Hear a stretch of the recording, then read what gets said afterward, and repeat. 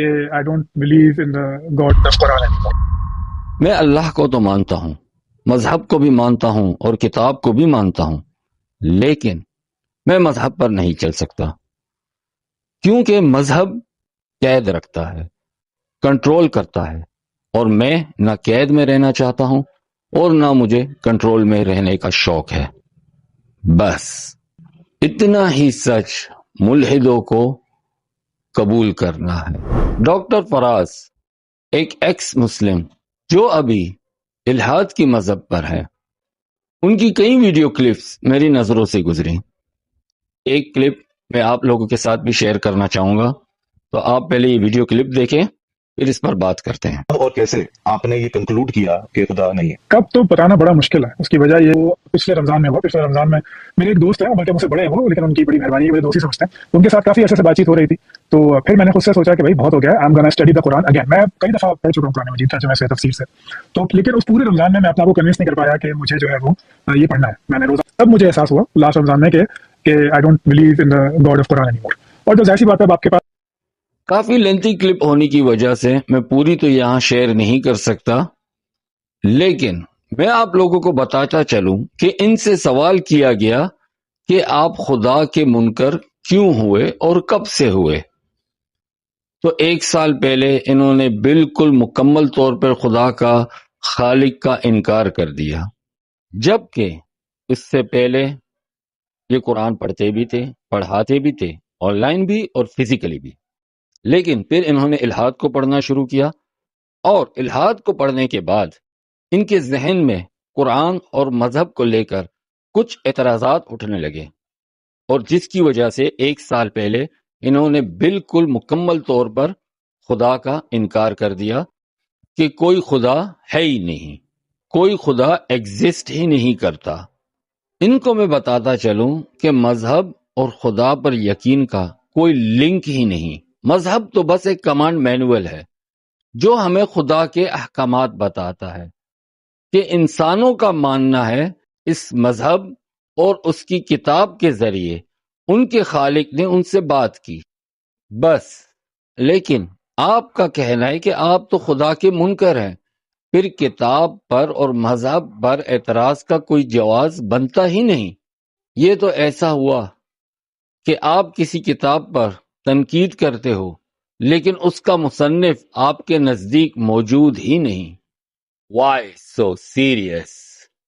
دوسری بات، ریسرچرز کو دنیا میں ایسے قبائل بھی ملے جنہوں نے باہر کی دنیا کبھی دیکھی ہی نہیں، انہیں پتہ ہی نہیں تھا کہ ان کے جنگل، ریگستان یا جو بھی ایریا ہے ان کا، اس سے باہر بھی ان جیسی کوئی مخلوق رہتی ہے جنہیں انسان کہا جاتا ہے۔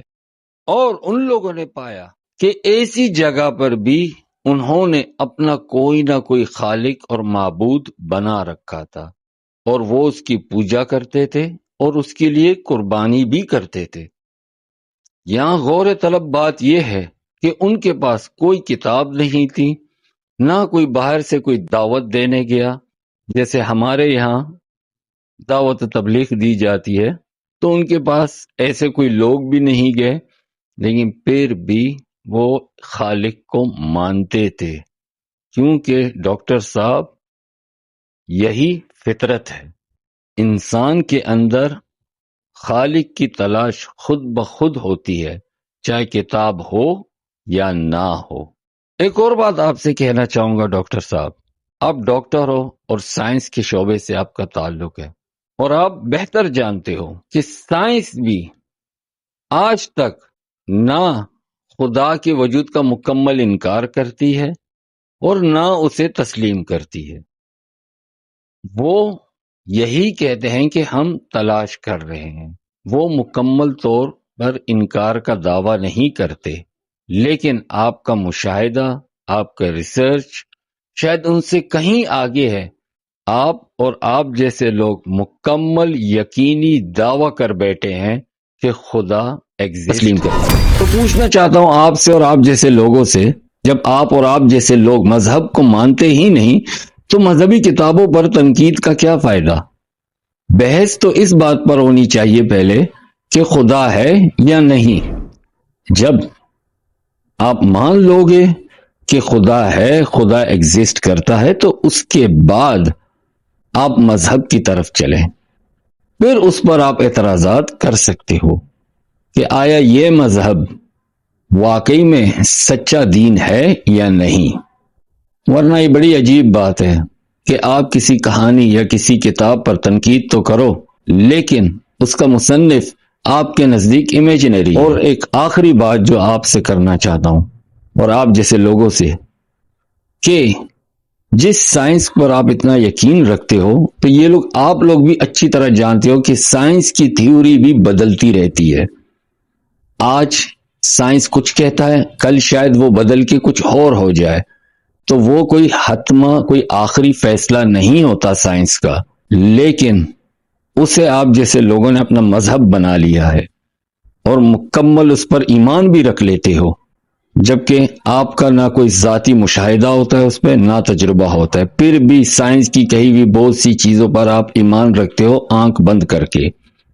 اور آخری بات، پہلے آپ خود قرآن پڑھتے تھے، پڑھاتے تھے، یعنی کہیں آپ کے اسٹوڈنٹس بھی گزرے ہیں، تو آپ کی مینٹلٹی پہ تو بھروسہ بالکل نہیں کیا جا سکتا، کیونکہ کل کو شاید آپ کچھ اور نہ کہنے لگ جائیں۔ آپ پہلے اپنا کنفیوژن تو دور کریں۔ اب آپ سوچیں کہ جن لوگوں کو آپ نے قرآن پڑھایا اور جن کو آپ نے قرآن کی تعلیم دی، لیکن اب آپ کے اصول اور آپ کے نظریے کے نزدیک ایک قسم سے تو آپ نے ان کو گمراہ کر دیا تھا، اور آج کچھ اور کہہ رہے ہو، کل شاید کچھ اور کہو گے، بالکل سائنس کی طرح۔ جب آپ اور سائنس دونوں بدلتے رہتے ہو، تو آپ دونوں پر بھروسہ اور تو کیسے ایسی بات کیا ہے، اب آپ جائے؟ کے